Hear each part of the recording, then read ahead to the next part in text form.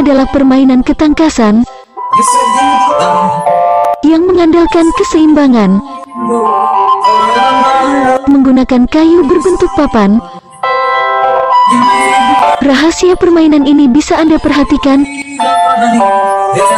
Jika badan tinggi, sebaiknya papan diletakkan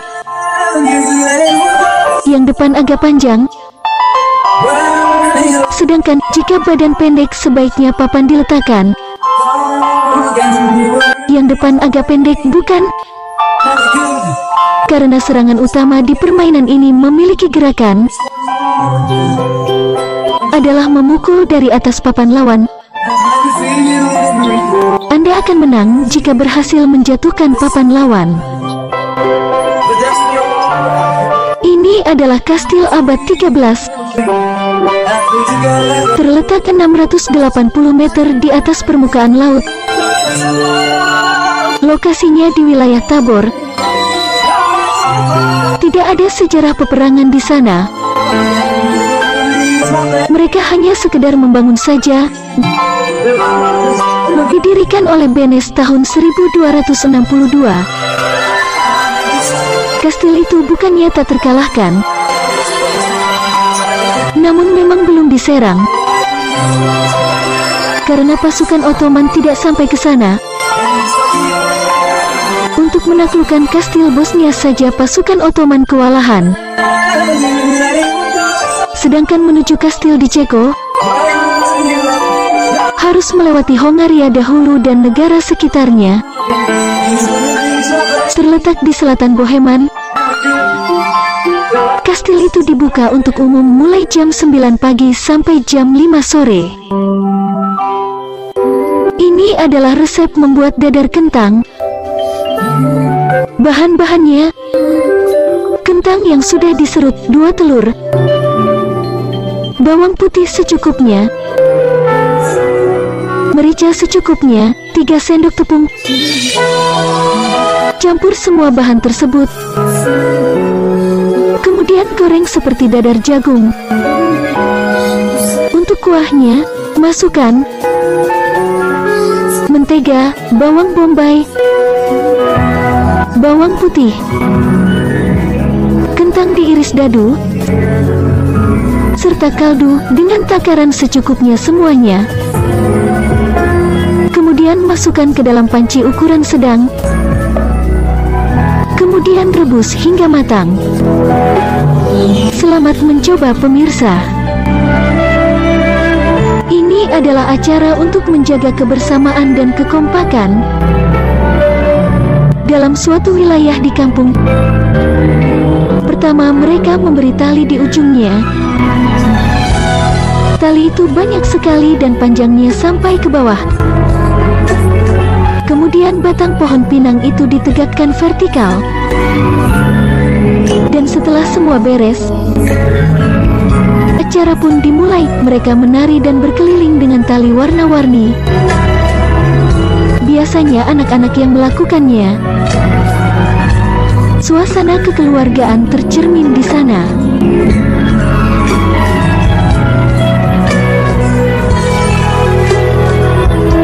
Film ini bercerita tentang pertarungan antara manusia, serigala vs vampir. Jadi konon ceritanya ada profesor dari Hungaria, di mana Hungaria dekat dengan Rumania, dan Rumania adalah tempat Vlad alias Dracula lahir pada abad pertengahan dahulu kala, yang membangun kuil di tempat angker. Profesor itu mengadakan penelitian juga. Anaknya yang masih kecil juga diajak ke tempat itu. Di tempat itu mereka digigit kelelawar. Akhirnya mereka menjadi vampir. Ada juga yang menjadi serigala setelah digigit serigala. Tapi ada manusia keturunan Corvinus. Dia bukan vampire maupun manusia serigala, tapi gabungan antara keduanya. Namanya Michael. Corvinus adalah bapak dari semua vampire dan manusia serigala. Ini dia pasukan milik Profesor Alexander Cornelius yang dahulu membangun kuil laboratorium itu. Dia ingin menghentikan kejahatan anaknya, yaitu bernama Markus, yang telah menjadi raja vampir atau raja manusia kelelawar.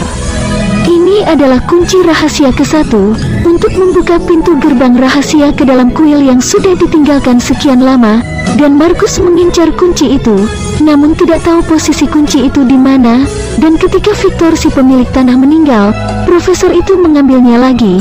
Markus juga mengincar kunci yang dibawa oleh Michael, di mana Michael bersama agen wanita yang juga vampir, sampai pada akhirnya mereka bertemu.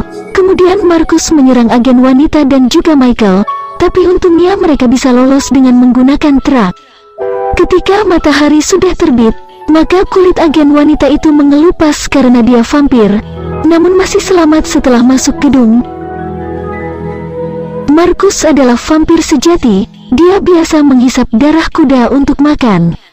Michael memiliki kunci sel William, di mana William adalah saudara kembar Markus si Raja Vampir. William dikurung di sel khusus di kuil saat kuil dibangun pertama kalinya. Michael dan agen rahasia itu menemui Alexander Cornelius atas nasihat Tanis, dan Tanis juga dibunuh Markus akibat berkhianat.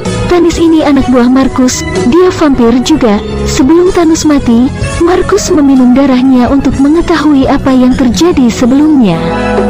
Setelah mengetahui, Markus menyusul agen itu dan Michael, yang sedang pergi ke tempat Alexander Cornelius. Setelah sampai, Markus membunuh Michael dan mengambil kunci ke-1 yang dibawa oleh Michael, dan membunuh Alexander Cornelius juga, serta mengambil kunci keduanya. Kemudian Alexander Cornelius memberikan darahnya kepada agen wanita itu agar lebih kuat untuk mengalahkan si Markus. Kemudian pasukan Alexander Cornelius dan agen wanita itu beserta Michael yang terluka berat menuju ke sel William, menyusul si Markus. Markus yang sudah sampai dulu di kuil, langsung membebaskan William si manusia serigala. Kemudian agen wanita beserta pasukannya akhirnya sampai ke kuil dan mengejar Markus. Terjadi pertarungan sengit antara agen wanita itu dengan Markus. Keduanya sama-sama kuat. Kemudian Markus terkunci di dalam ruangan oleh agen rahasia, sementara William di luar menghadapi pasukannya agen wanita tersebut. Semua pasukan mati, dan agen wanita berusaha membunuh William, namun William lolos. Sementara efek dari gigitan William, semua pasukan yang mati berubah menjadi monster serigala yang berevolusi. Tidak disangka Michael yang sudah sekarat ternyata berhasil memulihkan dirinya sendiri, kemudian membantu agen rahasia wanita itu. Terjadi pertarungan sengit antara William dan Michael, di mana keduanya sama-sama manusia serigala level tinggi. Si Markus yang sebelumnya terkurung di pintu rahasia, berhasil keluar dengan sekuat tenaganya. Setelah Markus melihat William yang sedang bertarung dengan Michael, si Markus melihat helikopter dan menarik tali helikopter yang diulurkan ke bawah untuk menyelamatkan agen wanita itu untuk melarikan diri. Helikopter jatuh, dan setelah itu, si Markus melawan agen wanita itu, dan si William melawan Michael. Karena si William kalah dengan Michael, si Markus marah dan menusuk agen wanita dengan sayap kelelawarnya.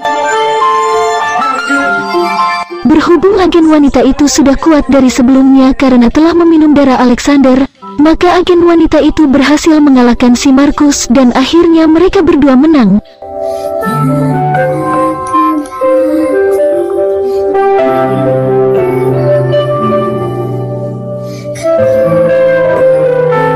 Di akhir cerita, ternyata agen wanita itu sekarang sudah tidak masalah ketika terkena sinar matahari secara langsung, dan film pun tamat.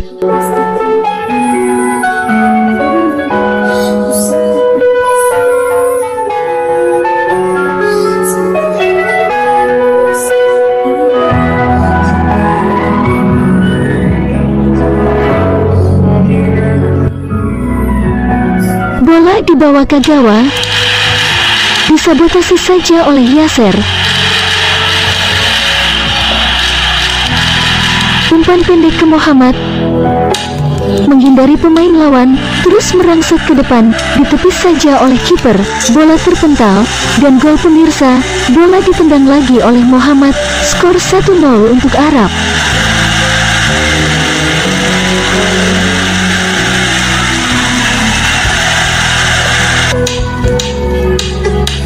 Omar disabotase saja oleh Kagawa. Kagawa menuju gawang, dan gol pemirsa, tendangan langsung ke arah gawang, bola tidak bisa tertangkap kiper, skor 1-1 untuk Jepang.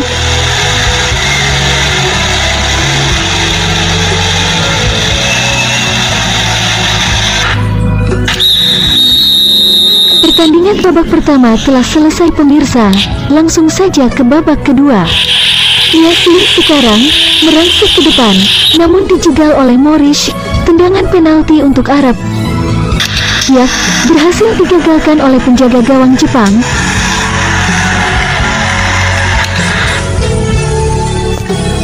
Kagawa menggiring bola, terus maju,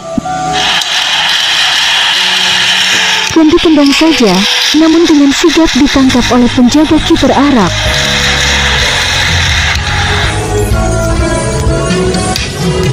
Muhammad bermanuver. Pelanggaran pemirsa dilakukan oleh pemain Jepang. Tendangan bebas untuk Arab. Lihat gol pemirsa, menendang dari jarak sekitar 40 meter, langsung menuju ke gawang Jepang. Sepertinya kiper tidak menyadari hal itu akan terjadi. Skor 2-1 untuk Arab.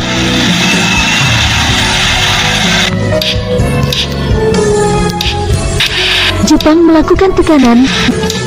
Bola dibawa oleh Okazaki. Iya, pertandingan berakhir, skor 2-1 dimenangkan oleh kesebelasan Arab. Oke pemirsa, kita lanjutkan sesi underground room dari podcast sebelum-sebelumnya. Ini adalah proses pengecoran setelah lubang terbentuk, diberi jaring baja terlebih dahulu, kemudian dicor dinding-dindingnya semua.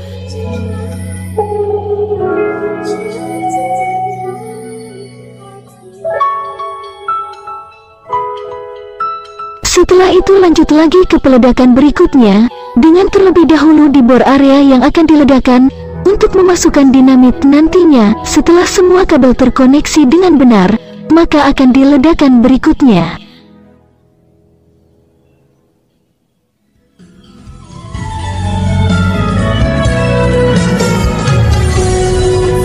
Setelah meledak, dilakukan penyiraman air, agar batuan tidak terlalu panas. Kemudian batuan pecahan hasil ledakan dikeluarkan dan diangkut untuk ditempatkan ke tempat yang lain.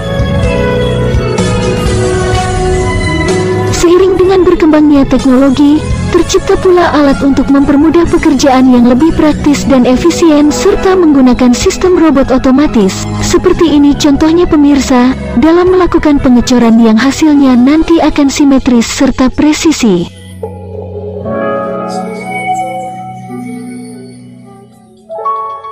Baik, terima kasih atas penjelasan semuanya. Semakin menambah wawasan kita semua. Nah pemirsa, saudara kita Siti Hawa telah mempresentasikan podcast kita kali ini dari sesi ke-1 sampai ke-7. Tidak terasa sampailah kita ke sesi terakhir kita kali ini, yaitu pembahasan mengenai Higgs boson. Siti Hawa, penjelasan apakah yang akan Anda sampaikan kali ini? Dalam pelajaran ini, kita akan belajar tentang Higgs boson, sebuah partikel yang membantu mengisi bagian penting dari model standar fisika partikel. Seperti semua partikel dalam model standar, kami mewakili boson Higgs dengan simbol tertentu, dan partikel itu sendiri mungkin memiliki muatan relatif 0 dan massa mungkin 0. Simbol untuk Higgs boson adalah huruf kapital H dengan superskrip 0. Higgs boson dinamai sesuai nama fisikawan Peter Higgs, dan dari situlah H berasal dari simbol 0. Superskrip digunakan karena seperti boson lemah Z dan foton, boson Higgs memiliki muatan 0. Mengenai masanya, Higgs boson sebenarnya adalah partikel paling masif kedua dalam model standar, pada sekitar 125 gigaelektronvolt per kecepatan cahaya kuadrat. Satu-satunya partikel yang lebih berat dari boson Higgs adalah quark atas, sekitar 173 gigaelektronvolt per kecepatan cahaya kuadrat. Satuan ini, gigaelektronvolt per kecepatan kuadrat cahaya, adalah satuan khas yang digunakan oleh fisikawan partikel. Dalam satuan metrik, 1 gigaelektronvolt per kecepatan cahaya kuadrat kira-kira 1,78 kali 10 hingga negatif ke-27 kg, yang hanya sedikit lebih berat daripada proton. Jadi satu Higgs boson sama besarnya dengan 133 proton atau setara dengan satu atom cesium.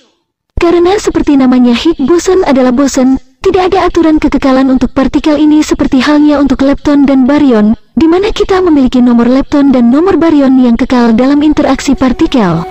Tidak seperti boson lainnya, Higgs bukanlah mediator gaya, seperti foton untuk interaksi elektromagnetik atau W dan Z untuk interaksi lemah. Sebaliknya, interaksi dengan boson Higgs dan medan Higgs terkait memunculkan apa yang dikenal sebagai mekanisme Higgs, yang dianggap memberi partikel masanya. Ini berlaku khusus untuk partikel dasar dari model standar dan bukan partikel kompositnya, seperti hadron.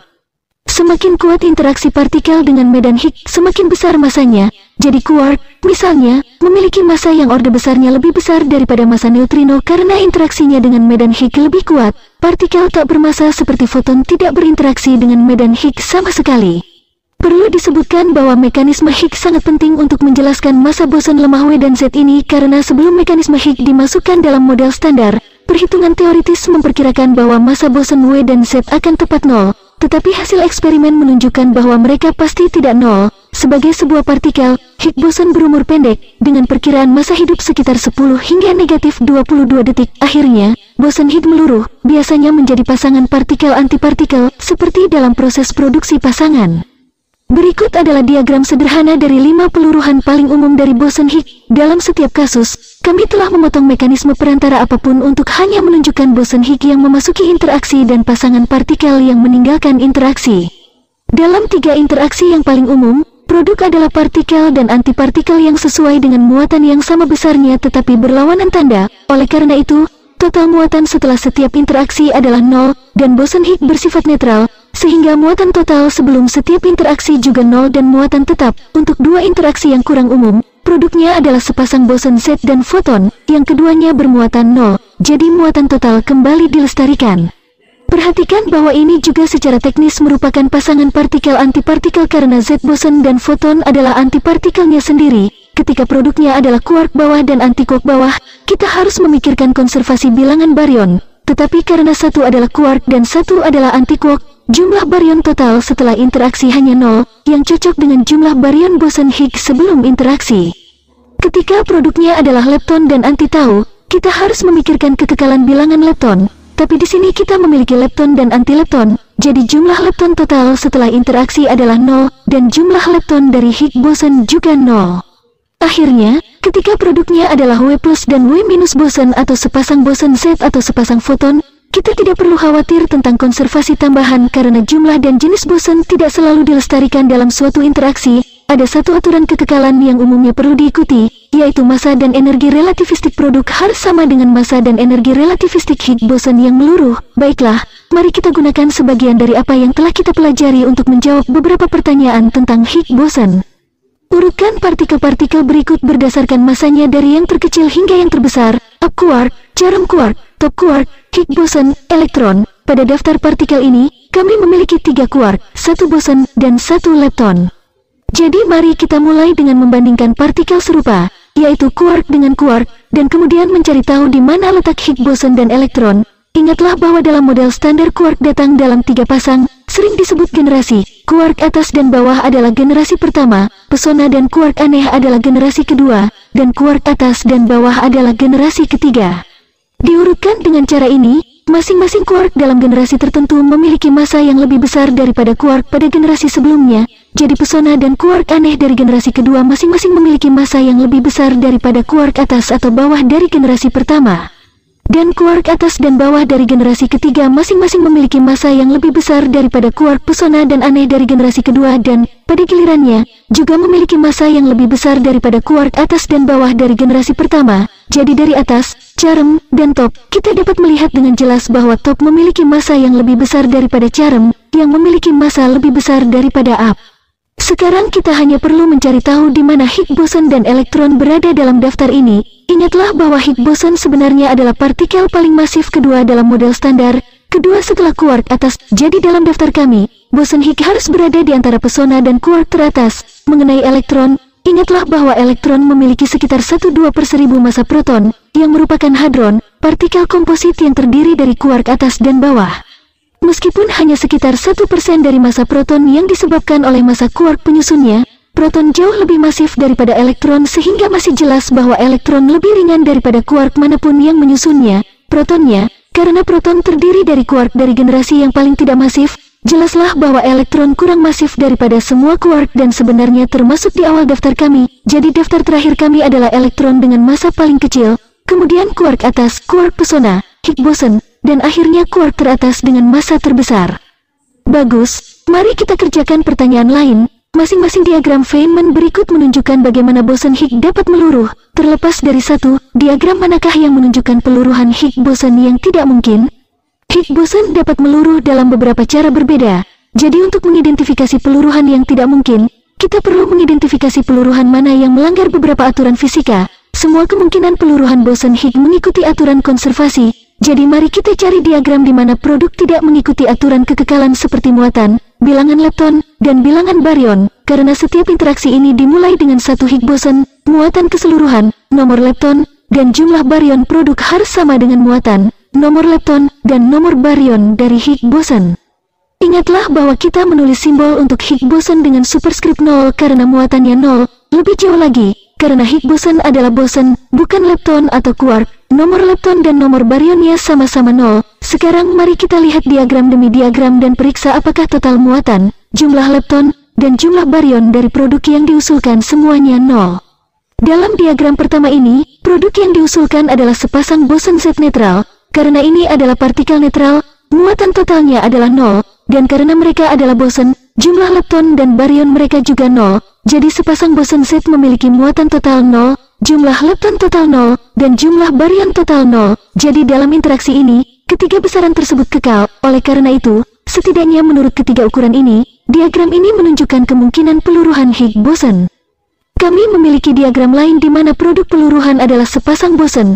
Dalam hal ini, itu adalah W plus boson dengan muatan relatif positif dan W dikurangi boson dengan muatan relatif negatif, di mana tanda boson sesuai dengan tanda muatan. Di sini sekali lagi, karena kita berurusan dengan boson, jumlah lepton dan total baryon adalah 0. Untuk menemukan total muatan, kita tambahkan satu muatan positif dari W plus boson dan satu muatan negatif dari W dikurangi boson untuk mendapatkan 1 dikurangi 1 sama dengan 0. Jadi diagram ini juga menunjukkan peluruhan yang melestarikan tiga kuantitas mereka. Pindah ke peluruhan menjadi dan anti-tau lepton, muatan relatif dari adalah negatif dan muatan relatif anti-tau adalah positif, jadi seperti halnya W plus dan W dikurangi boson, muatan totalnya adalah 0 dan kekal. Dan anti-tau juga merupakan lepton, bukan baryon, jadi jumlah total baryon adalah 0, akhirnya, menyumbang jumlah lepton 1, anti-tau menyumbang jumlah lepton negatif 1, dan 1 minus 1 adalah 0. Jadi jumlah lepton tetap terjaga, artinya, pasangan anti-tau memiliki muatan total, bilangan lepton, dan bilangan baryon 0 tidak mengherankan, dan anti adalah antipartikel satu sama lain, dan untuk setiap pasangan antipartikel, bahkan jika partikel itu sendiri adalah komposit, muatan, nomor lepton, dan nomor baryon dari satu partikel akan dibatalkan secara tepat dengan adanya antipartikelnya.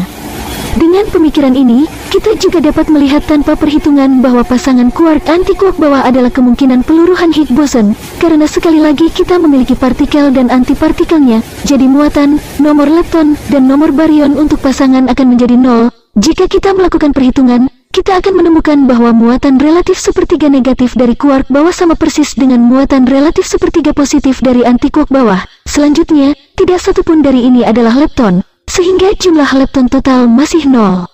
Akhirnya, jumlah baryon adalah fungsi dari perbedaan antara jumlah quark dan jumlah anti-quark. Karena ada tepat satu quark dan satu anti-quark, perbedaan ini adalah 0 dan jumlah baryon adalah 0. Jadi, dengan perhitungan, kami memverifikasi apa yang telah kami ketahui dari fakta bahwa quark bawah dan anti-quark bawah adalah antipartikel satu sama lain. Pada titik ini, satu-satunya diagram yang tersisa yang belum kita verifikasi kekekalan muatan, nomor lepton, dan nomor baryon adalah yang ini. Mari kita pastikan bahwa diagram ini benar-benar melanggar salah satu dari tiga aturan kekekalan ini, karena secara teknis ada aturan lain yang belum kita pertimbangkan, seperti energi dan momentum, yang kita tidak memiliki cukup informasi untuk diterapkan dalam pertanyaan ini.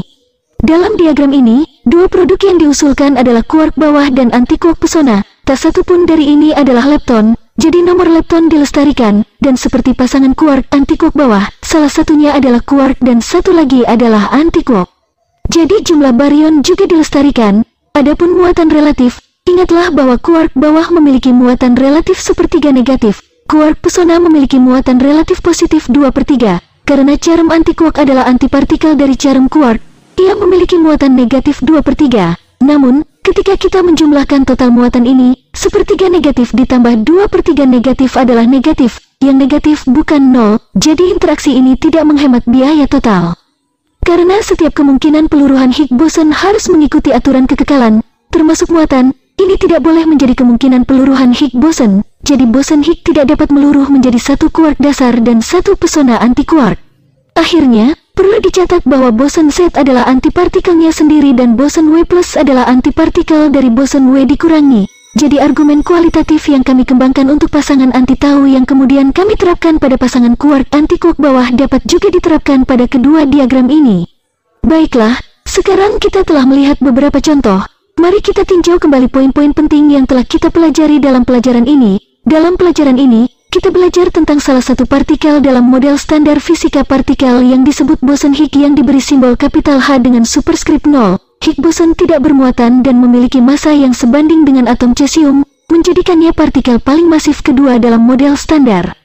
Selanjutnya, karena partikel ini memang boson, jumlah boson Higgs dalam interaksi partikel tertentu bukanlah besaran yang kekal. Selanjutnya, mekanisme Higgs yang merupakan konsekuensi dari keberadaan boson Higgs dan medan yang terkait, bertanggung jawab atas massa semua partikel fundamental dalam model standar.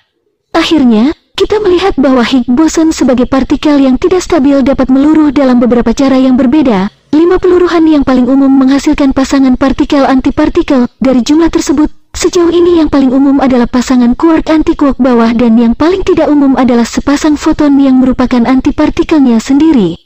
Akhirnya, perlu disebutkan bahwa mekanisme Higgs mengisi celah yang sangat besar dalam fisika partikel dengan menjelaskan bagaimana boson W dan Z dari gaya lemah dapat memiliki massa, meskipun foton, boson gaya elektromagnetik, tidak bermassa. Wow, luar biasa sekali. Anda memang hebat Siti Hawa. Semua penjelasan Anda begitu menarik, dan terima kasih banyak atas kehadirannya pada kesempatan podcast kita kali ini. Kita akan berjumpa lagi minggu depan. Pemirsa dimanapun Anda berada, demikianlah podcast kita pada kali ini. Nantikan podcast kita selanjutnya, masih bersama HBAGSI Official Channel. Tidak lupa apabila ada kritik dan saran, bisa Anda layangkan di komentar. Terima kasih atas perhatiannya semua dan sampai jumpa. Yuk bye-bye.